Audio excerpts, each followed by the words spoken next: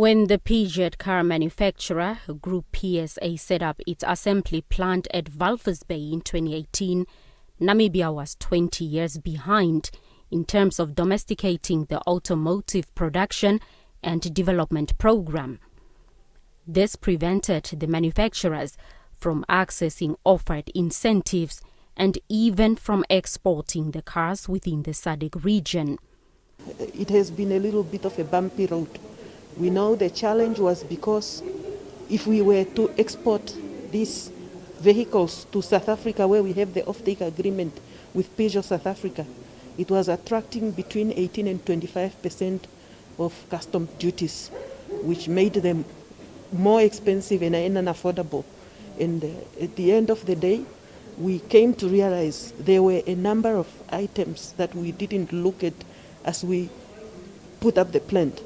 We were initially supposed to have the manufacturing license, which we didn't have by then, the automotive development policy, which we didn't have by then, the automotive master plan, which we still do not have, but are working on. So we acquired the manufacturing certificate by end of 2019, together with the Ministry of Works that facilitated the process, and we worked on the automotive production policy, which we launched in end of 2019, December.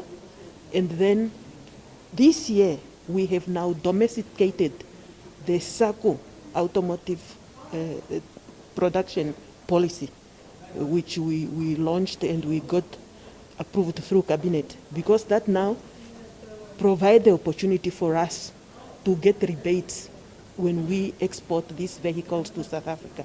And that's a measure that we have now in place. But for that to be effected, we were required to gazette the regulations.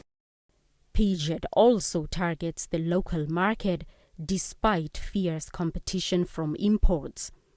Municipalities at the coast, the Trade Ministry, and the Namibia Industrial Development Agency have already procured a number of vehicles from the more than 100 cars currently parked at the plant.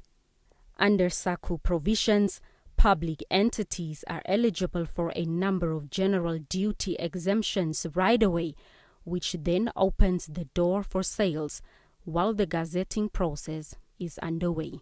You are well informed that there is an ongoing process by the Walvis Bay municipality and the Namibia Training Authority to procure some, and we are calling on the local Namibians, because now, as we have been working on the APDB, that's now the policy, we have also then brought in the mechanism for a reduced duties for local consumption.